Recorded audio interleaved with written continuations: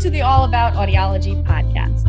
I'm your host, Dr. Leah Zarchy, and on today's episode of a podcast, I have two very special guests, and we are going to be talking with Razi and Leah Zarchy, who have created this amazing curriculum of American Sign Language at home, which has both video, lots of PDFs, and a really easy step-by-step way to learn early ASL, American Sign Language. They are going to be telling us about their process, how they came up with this, and also just about themselves. So I'm very excited to welcome Razi and Leah to the show. Hi, thank you so much for having us. Thank you so much for having us. Awesome. And before we totally jump in and get all the details, the amazing story of how this came about, I do want to let our listeners know that while we're recording this, we are on Zoom. The setup is like this. We've got Razi in one little box of our Zoom. We've got Leah, Dr. Leah, over there in the corner. And we have two interpreters, sign language interpreters. One is signing everything that I say, and the other is going to be speaking for Leah as she signs. Did I get that all right? Yep, perfect. Excellent. So throughout the podcast that you'll be listening to, I am going to cut out all of the pauses and try to make it more condensed in terms of the audio. And as always, there will be a full transcript at allaboutaudiology.com. So my first question is going to be for Razi, and I'd like you to introduce yourself and tell us a little about your background and how you came about for, putting together this curriculum. Sure. So my name is Razi Zarchy. I'm a speech-language pathologist starting my 10th year in the field. I'm a California native and I've lived here my whole life. And as I got started in my career, I knew that I was really passionate about working with deaf and hard of hearing children. And so as soon as I got the chance in my schooling, I started taking ASL classes and trying to improve my skills in that area. And also got involved in the local deaf community, which helped a lot. Yeah. What was your exposure to the deaf and hard of hearing world? Well, as a kid, the first deaf person I met was my basketball teammate. I played on a YMCA basketball team, and there was a local child fairly close to my age who was on my team and was deaf and went to the closest school for the deaf to where I lived. We sort of became friends as teammates, but we really couldn't communicate very well. And so I got a book and tried to teach myself a couple of signs because I realized that my teammate didn't have access to what the coach was saying. And if you're in the middle of a basketball game and the ball goes out of bounds, the referee blows the whistle and then calls out a color for the uniform color for whose ball it is. And so my teammate would be like, whose ball is it? Whose ball is it? And so I learned the colors really fast just to be able to say who had the ball so we can move on with the game. But I realized hey, you're a really cool kid and I want to be able to communicate with you. And decided I was going to learn ASL at the time from my little book that now looking back wasn't a very good one. I really didn't learn very much, but it kind of got that interest started. And also I realized that when there isn't full access for deaf people to communicate, others miss out on getting to know who they are and what they have to say. And because I could tell that my teammate was a really cool person and that I was missing out on knowing what they had to say. And vice versa. There could have been a real friendship there, but there wasn't because we didn't know the same language. Part of the reason I love that story is because it shows how important it was for that student, for that child, to be involved in a basketball team that was outside of their deaf school, that was integrated in the community for you to be able to meet them and even have that exposure. So it's like win-win for everybody when things like that happen. And then that was like your first introduction to ASL. Thank you very much for introducing yourself and telling us a little bit about yourself. And now we'll move to Leah. Welcome to the show. I'm so excited to meet you. Yes. we finally get to meet after all this time of corresponding over Instagram. Now, finally, we get to see each other sort of face to face. Thank you for inviting us to come be on your podcast. So I was born and grew up in New Mexico. I lived there most of my life. I traveled around for different schooling opportunities. I got my undergraduate degree from New Mexico State University, and I majored in kinesiology. Now, I thought I wanted to become a trainer, but as I went through my schooling, I realized I had made the wrong decision. I decided that I wanted to pursue something that I was a little bit more interested in. I was interested in other things. And at the same time, I was working at summer camp for deaf and hard of hearing children that was run from the PE department. That was my department. And that's where I first kind of got involved with languages of children and child language and language acquisition and that whole process.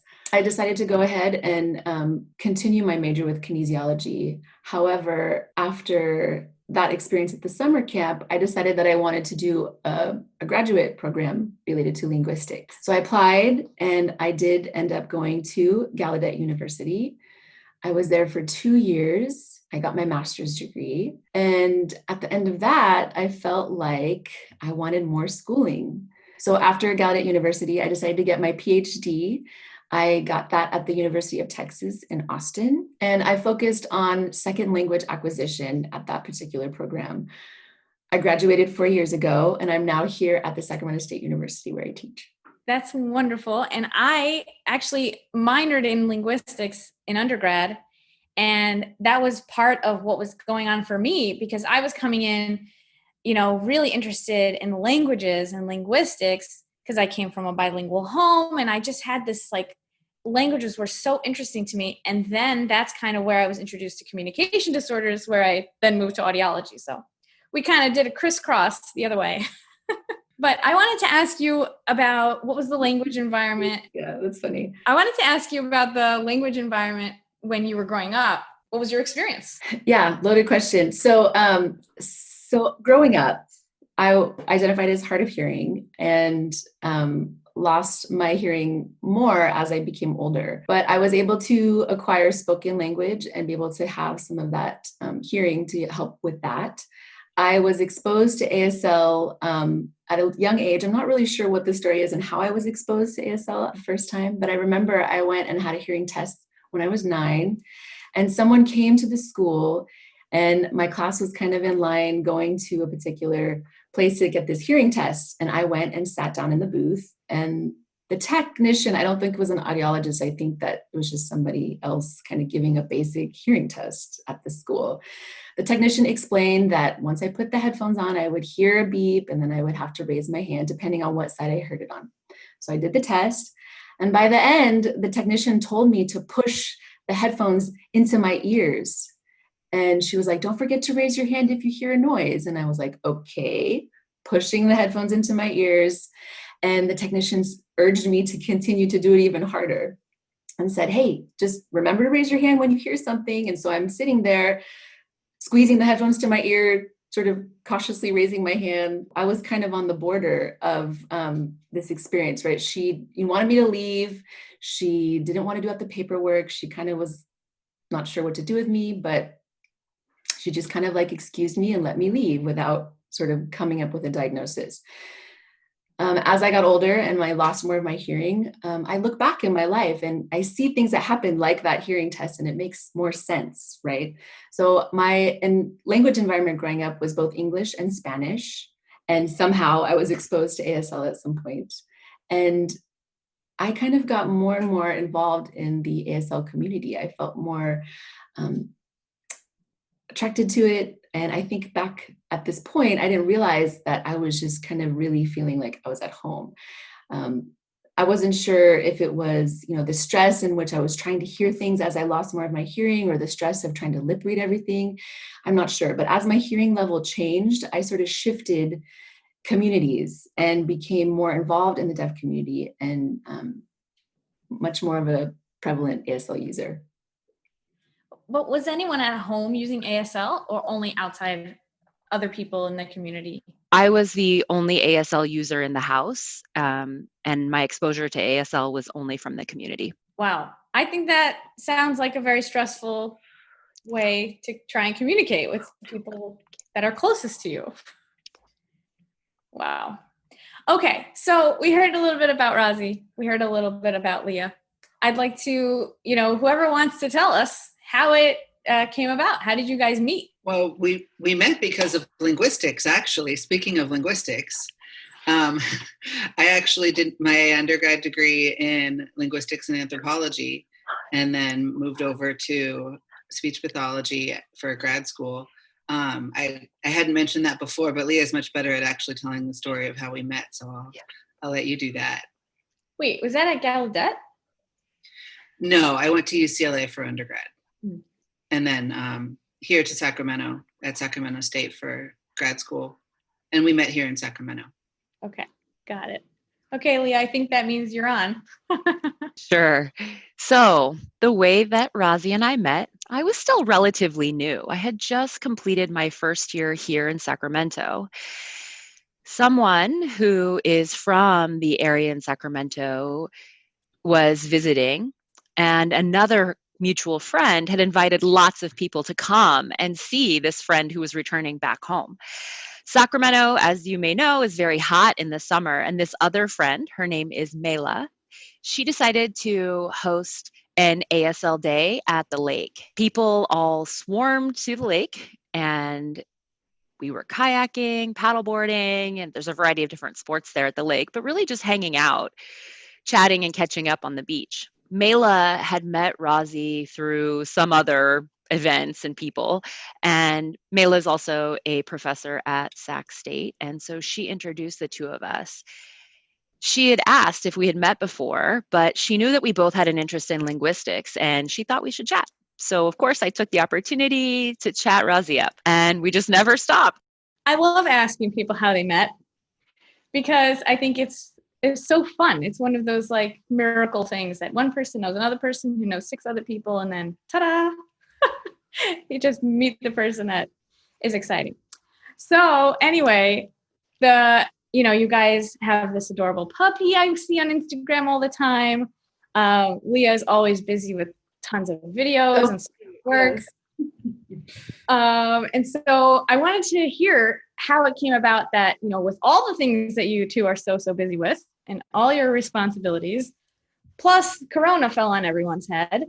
Where did this idea, and not only the idea, but then doing all the action to fruition for putting out this curriculum, how did that come about? When did this start? I'm going to go ahead and let Razi talk because I think that it's kind of more of his brainchild. So go ahead. Okay. As part of my job, I work with deaf and hard of hearing infants and toddlers and their parents. I also work with older kids, but a large part of my job is working closely with parents who are still very much adjusting to learning how to communicate with their child, learning what all of this means, making decisions about communication opportunities and listening devices and all of these things. So a lot of it is counseling and providing resources. A lot of it is also helping them learn techniques to enrich their child's language at home. And some of it is also helping them learn ASL. And I've also started a family class at our program that's for parents or family members of children of any age in the whole district program, but it tends to be the parents of very young children who come, partially because I usually host it at the preschool. I don't have training in teaching ASL, and I am not always necessarily in favor of hearing people being the ones to teach ASL in the first place. And so, but the purpose of the family class is to provide a place for these families to come and learn together. And so I've done what I can to bring in deaf adults to help teach the class whenever I'm able to do that. And also to try and use resources that have deaf adults as language models, even when I'm not able to have someone in there live with me who is also deaf. The problem that I ran into was that the the resources for learning ASL that are out there, many of them really don't meet the needs of parents who have the immediate need of knowing what to say to their child in ASL during everyday routines with a very young child. And I've done a lot of searching, and there are some fantastic resources out there. They just don't meet that very particular need. And so, as Leah said earlier, since we first started talking, we've never stopped. And so we've always been talking about, I wish this existed. I wish this existed. One day we were stuck in an airport for something like 6 hours because of a canceled flight. This was, Leah, you're better with dates than I am. November? That was October 31st. She's kind of a savant with dates. Maybe you were in the airport, so that's how you know what the day was. Right. We were stuck in an airport on our way to, on our way to a conference for speech language pathologists who use ASL and others in related fields who wanted to learn about language development and language deprivation. With Kimberly? Yes, with put on by Kimberly Sanzo. We have to shout her out. I love Kimberly. Kimberly Sanzo came on the podcast way when it was early episodes. And I learned a lot from her. And everyone should go listen to that episode. I'm going to link it in the show notes about language deprivation, the need for ASL. Sorry to cut you off. Please continue. We love you, Kimberly. We do. We really do. And so we were on our way to her conference and got talking because our flight was canceled and we were stuck in, I think we were in St. Louis at the time. And we started talking about, okay, what if a parent curriculum like this did actually exist? What would it look like? What would it include? Let's just dream for a minute. And I think I pulled out my phone and created a Google Doc on my phone and just started taking notes. And we were just talking, coming up with ideas, writing out just kind of a brainstorm outline of what something like this might look like. It kind of just sat in my Google Drive for another several months. And then Corona hit. And we started going out for long walks every day because it was our only way to get exercise. We started talking about, well, what if we actually wrote this thing? And so the outline got fleshed out a lot more, mostly through discussion, but occasionally I would pull out my phone and take down a note or two. And and Leah started calling this the book. And I started saying, wait, an actual book? Do you think this could actually become a book? And she was like, we have enough material for a book here. Yeah, why not? And so we finally sat down one day. You could probably tell me the exact date. I don't remember the exact date. Sometime in March, maybe? No, it was June. See, I don't know. The exact date, though, I can't tell you, but I do know it was the month of June. Wow. So the turnaround was even quicker than I can imagine, because if you just started seriously in June, my gosh. We are recording this at the middle of August, 2020, for those listening at home. It went quickly. Yeah. So the discussions and brainstorming and organization, discussions of how this would be organized, all happened mostly on walks and occasional evening conversations from March to June, I would say. So that sounds about right. And then one day in June, we made a date. We put it on the calendar. This is the day that we're going to sit down and do this. And so we sat down and took our outline and started fleshing it out. We were working in one Google Doc, each of us on our own laptops. And I started writing which language enrichment techniques I thought were really important. And Leah started writing more of the ASL instruction side of things. And we both just kind of came at it from our own unique perspectives. I do more of the language therapy side, and Leah has years of experience teaching ASL. Together came up with what vocabulary we thought would be relevant to these routines. And each just sort of did our own part, but came back and discussed and supported each other as well, and wrote most of the book in, I would say, a couple days worth of time. And then a lot of the other time was devoted to Leah recording videos, making the little images that go with the vocabulary videos, creating some sorts of, I guess what we're calling our branding, like what we want sort of the pages to look like and have a consistent look all the way through. But the really fun part was taking it from a Google Doc and plugging it into the document that became the book itself, because that made it all real. Yeah.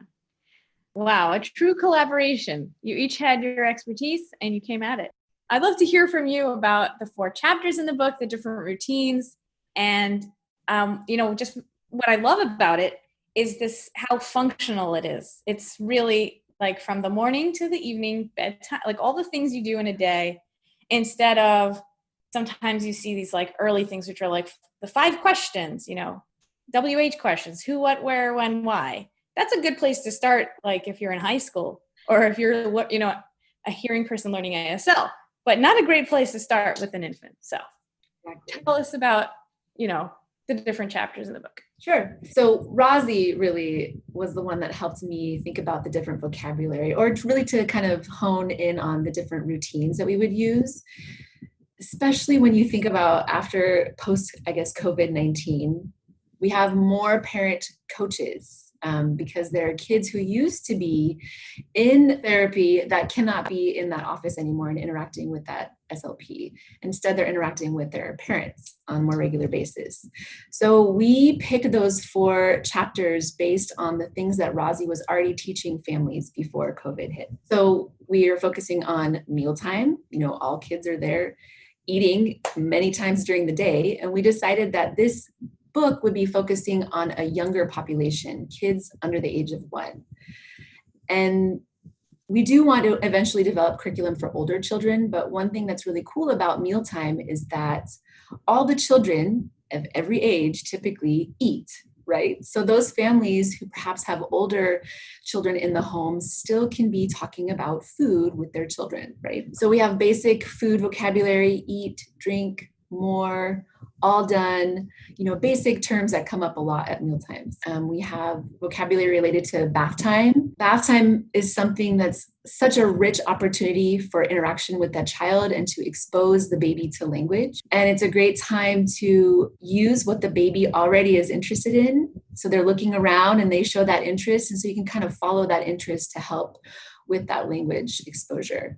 Bath time, I think, is very interesting for all children, even children that are successfully using hearing aids or cochlear implants, because that's a time when they can't necessarily be using that unless they have all these other extra, covers and all these things, which you're not going to use every single day, every time your kid gets wet. It's more like when you go to the water park or the beach, whatever. So even for children whose primary modality is an auditory oral environment, and they are using their devices consistently, that bath time is often an opportunity missed for increased language. Absolutely. So that's another reason why, bath time is really important to include in the vocabulary. The 3rd chapter is on diaper changes. And that one is something for older kids who, it doesn't fit for some kids that don't use diapers, but there is some overlap with some basic potty time routines. So we're going to be developing that a little bit more later in the future, but it's still something that happens. And I'm sure you remember, right? How many times a day do you change a diaper for a child, right? That's a lot of time in which you could be interacting with the baby about different things related to that. The last chapter, which I think is my favorite, is on book sharing. And I was always bookish as a kid, and I wanted all kids to enjoy books as much as I did as a child. And that starts at a really early age and an early connection and that experience to books. But many parents, especially if you don't know ASL, might not really know how to read to their deaf baby, right? So it's that idea of translating a book that is very overwhelming for parents. So there are ways in which you can engage with your baby and a book without having to read all of the words, especially for young children. It's not about the words on the page. It's about sharing that moment, looking together at the pictures, looking at each other, using facial expressions to communicate and basically bond over looking at a book. So those are the 4 chapters in our curriculum, and we already have many ideas for expanding that in the future. But here we are, one day soon.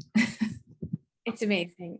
And I think one of the really valuable things that you've done with the book, which is a physical copy, but also digital, is all of the videos that are attached that, you know, you can get access to outside of the book as well. Yes or no, actually? You can get, well, we have a page with different links on our website. So if you click on that, you will see a list of different videos related to each chapter, which you could then watch independently. But some of the videos may be out of context and not make a lot of sense if you just watch them. But if you use them in conjunction with the book, obviously it's very intuitive. For example, we have a vocabulary lesson, then we have practice with different phrases so that parents and people that are using this can see the connection between the book and the video. But you can watch all the videos without requesting a copy of the book if you would like. But keep in mind, the book is free, so please request a copy anyways. I couldn't believe that when you started posting on Instagram. And, you know, right away, of course, I shared about it. And then, like, it took me a couple posts to realize, wait a minute, are you giving this out for free? So I wrote $0.00, people. Go download this. And no, I remember that post. Yeah. And even to clarify just a little bit more on your question about the links to videos and everything, the primary modality that we're distributing the book is digitally. You can get it as a PDF or as an ebook file, depending on your preferred method of looking at it. And every link in those digital versions of the book is a live link. So if we have, let's say, the phrases for chapter 2, we have some sample phrases, and then right there in the book is the link to the video with the sample phrases. So everything it's all seamless. It's all in one place in the book itself. And the spreadsheet that Leah was describing is if you want to find a specific video, or if you only have a print copy of the book, you can still find everything all in one place. But the goal is for everything to just be seamless as you're working through it, that the links are all right there, right where you are in the book. Okay. So I had a question about, many of our listeners are international from all over the world, lots of different languages spoken and signed. And I'm starting to wonder a little if they're going to listen, and some people are going to be jealous. This is not available in my local sign language. What's being used here. So, linguistically, are some of these signs similar because they're more gestural, I guess, like drink and things like that? Or am I totally off about that? Well, some of the signs like eat, obviously, food, eat, that sign can be translated in many languages, not all, but some. I do know that some other languages do have very similar signs, but there was one commenter on the request form for our book that said, hey, what do you wish for? Maybe, Razi, you could phrase the question better than I. On the order form where people could order a copy of the book, there were some questions of what do you see as the potential pros of a curriculum like this? What do you see as potential cons of a curriculum like this? That question was asked to providers, professionals who are requesting a copy. And then also, I think for both providers and families, because we have 2 separate forms, what do you wish were out there? Right.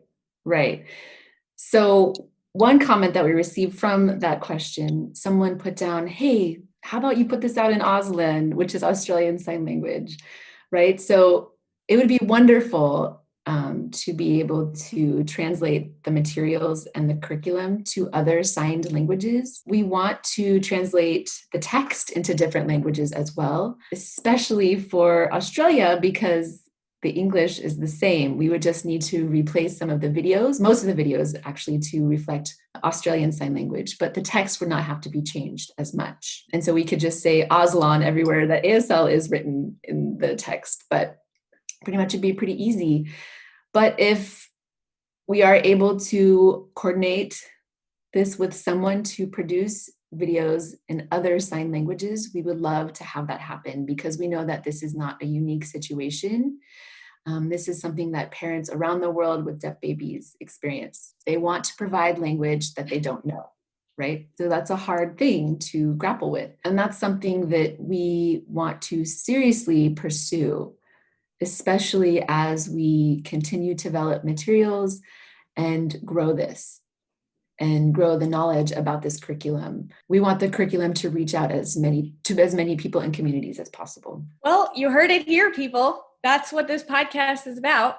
So if you are interested in collaborating with Razi and Leah on this project internationally, you best get in touch with them and then tell them you found them from the podcast. Kay, I want points in Yes.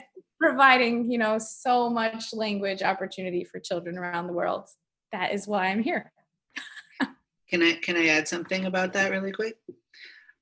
So we do have someone who's been translating the text of the activities and learning resources so far, not the whole book itself just yet, into Spanish, because we've gotten a lot of requests for Spanish-speaking families who are learning ASL to get access that way. And so that's been very much in progress, and I believe all of our learning materials have been translated into Spanish, and we're almost there with getting the captions on the videos as well into Spanish. So as you mentioned, we are currently giving the book away for free, and it's digital copy. The cost of the printed copy just covers printing and shipping, basically.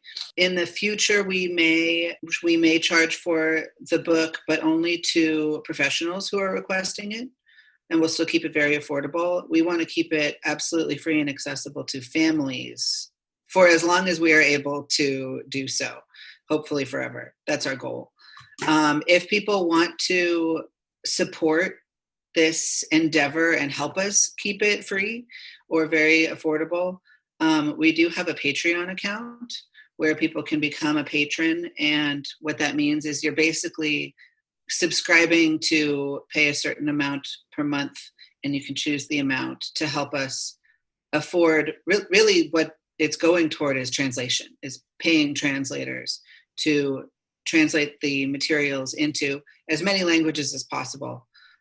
We started with Spanish because that's where we got the biggest demand, but we want to keep going and expanding it outward, because I work with mostly multilingual families, and I know that a lot of other folks do as well. And we are getting requests for other signed languages, like Leah said, and also other spoken languages. So we do want to keep up that work. So that's one way that we can keep the translation going. Yes.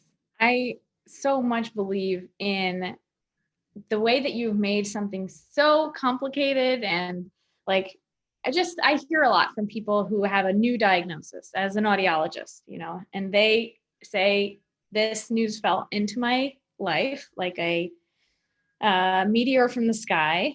Lots of times parents have a child who is deaf and no one else in the family is deaf. They've never met a deaf person before. And now they're getting all this information about, you must do this implant, or you must teach ASL, or you must do this, you must do that. And they're just kind of like, I need to change a diaper today. Like, that's what I need. I don't know what anybody else is talking about. And then especially in the last few months, when everything has been disrupted, I think a lot more people have gone online, even more so than regular, to get help. So I'd love for both of you to give us some advice for the listeners and for the professionals, providers who work with them. Why should they pursue this kind of curriculum as opposed to, let me go this other route that lots of people are telling me about, auditory oral, and I have to go, the medical audiology related model. But they're kind of, just confused with all the information that's coming at them. What would you say to the listeners? I think the first thing is that we love language as linguists, right? We love language and we love multilingualism. The more languages, the better. So for that family out there with a baby that's 2 months old and they're starting to sign with their baby, do it in functional ways, right? Maybe you're still trying to figure out, okay, I just had a baby 2 months ago. I'm not sleeping that much. Obviously you have a newborn infant, but there's also this other news that you're grappling with. But your baby's still healthy and looking around and is still seeking opportunities to connect with you as a parent. And providing accessible language is a great way to start that bond and to start that journey with your child. And maybe at some point you will give assistive listening devices to your child, a cochlear implant, a hearing aid, but maybe they don't need that. I know many, many people out there who have a cochlear implant and still sign. It's not an either or type of a situation. So I really want to emphasize that. Deaf people with cochlear implants can still sign, right? And they can know more than one language. Knowing more than one language is better than knowing just one. So there's no need to decide right now what to do with your baby, but don't wait until you know how much they can hear with a cochlear implant or a hearing aid. Go ahead and start signing with them, and they will be your best guide. They will tell you what they want, what they like, what they understand. And the more language exposure that they have, the better that they will be able to tell you what it is that they prefer. So start now. And after that, just follow their lead. I'm obsessed with the advice of listen to your child and follow them, and they'll show you. That is so about connecting and not being like stuck in a dogma, but rather like, what's the reality of this family and this child? In the earlier episode of the podcast, we had a mother, Madeline, from the Rare Life podcast. She spoke about her son, Kimball. And listeners can go and listen to her whole story. But she mentioned how hurt and how attacked she was in some of these Facebook groups where there were, you're a bad mother, you're this, all of these messages because of various choices she was making about the language, when what she was coming for was advice and support and guidance from people she thought would get it. But unfortunately, there is this divide. And I would like to see more acceptance of the difference. Either or is a very difficult place to live in general, black and white, thinking of anything. Razi, do you have anything to add? Sure. I have two things. One is language is everything. Language is the vehicle to bonding with other people, to making friends, to education. You can't learn about math and science and social studies and history and all of the things that we learn about in school without a solid language foundation, because it'll go over your head. It doesn't matter how smart you are. If you don't have language, you can't learn.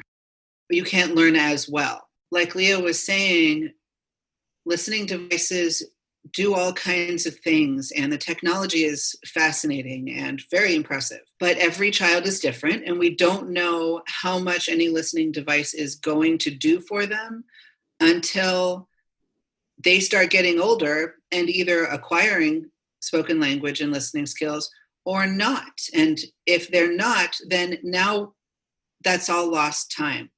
Languages are all stored in the brain the same way.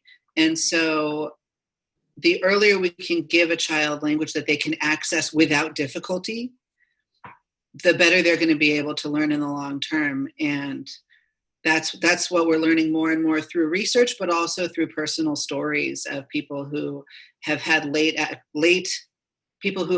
exposure to their first language. And so, yeah, it's all about language. The second thing that came to mind is I have never met there may be folks out there. I'm speaking from my own personal experience as a hearing person who is involved in the deaf community. But as a speech therapist, people talk to me about speech therapy a lot. I have never met a deaf adult who has told me, I wish I had more speech therapy. I have met Wow. Hundreds, possibly, I don't know, many, many, many who have said, I wish my parents had calmed down about speech and learned to sign. I would have a better relationship with my parents if they had made the effort to learn to sign when I was little. So just, deaf children turn into deaf adults. And I think we need to listen to what they're saying.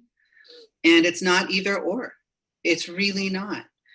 More languages are better than none, which is what we're potentially contending with if we're not giving them early access to language. Yeah. Again, that message that parents have to remember, what is the point of doing the hearing aid, the cochlear implant, the speech therapy? Why do you want to do that? And the goal would be so you can connect with your child, so they can interact with other people, so they can learn. And all those other goals can be reached with this other simultaneous route of speaking and signing, or combinations. The same way that there's this, old myths about you shouldn't speak two spoken languages, because you'll confuse the child. That's not true at all in spoken bilingualism. So, and also, I think people need to also hear that it doesn't have to be now you need to take ASL for 20 hours a week and go become a fluent person from 0 to 60. Like, you can take this beautiful curriculum and learn how to make some phrases throughout the day. That's a great place to start, without saying, I will never learn this, or it's too hard, or how can I get to classes? I can't even leave my house. Here's your answer, people. And that was one of the major goals with this curriculum was, I'm not a parent, I'm a professional who works with parents. And I wanted something that I could use in my work with parents who I'm meeting with weekly or biweekly, or, or whatever it is. And so if there are parents or other family members who are out there who are thinking, I want to learn some ASL and I'm looking through this and it looks cool, but I'm not sure I can do it on my own. If you're getting early intervention services and you have a teacher of the deaf, or a deaf mentor, deaf coach, or a speech pathologist, or someone who's working with you, even through Zoom, if that's how we're doing it these days, our lessons were designed to be bite-size. They're not expansive, extensive units like you would get in a college ASL course. They're meant to be a limited number of vocabulary words so that you don't get overwhelmed. It's a start to get the ball rolling. And I know of parents who've started with our cute little family class, or with, little short classes offered by the local deaf organization, that kind of thing. And then when their child got older and was in school all day, they took a community college class in ASL, those sorts of things. That's fantastic. Our curriculum is just to get the ball rolling and get parents and other family members comfortable having their hands up when they're interacting with their child. That's really our goal here, is just to get that comfort level going, and then the rest can come from there. It's amazing. I'm a big fan. I'm so grateful to both of you for coming on the show, for sharing this incredible resource. Is there anything else you'd like to tell our listeners, where, we've added all the links, where they can get the book? Anything else? Oh, where they should follow you on Instagram. That's where we hang out. Yes, we do. Instagram is at asl.at.home. On Facebook, it's all one word, ASL at home. Please like and follow us. And of course, if you have any questions, go ahead and send us a message. We mostly post about what the resources look like, the layout and how the book looks, and then short little snippets so that we can entice folks. If this is something they're looking for, then they can go ahead and request the resource. But if they're not, that's fine too. The more that we can do to help make sure this is something you're looking for, then better. So please do contact us if you need to. Last words? And our website is americansignlanguageathome.com. So that's where you can fill out an order form for us to send you a digital or printed copy, or both. So there's more information about all of it as well on our website. Amazing. Thank you so very much to both of you. And thank you to our interpreters for facilitating this conversation. This is the All About Audiology podcast. I'm Dr. Leah Zarchy, and I'm so grateful that you are a listener. As always, you can read full transcripts of the episodes at allaboutaudiology.com.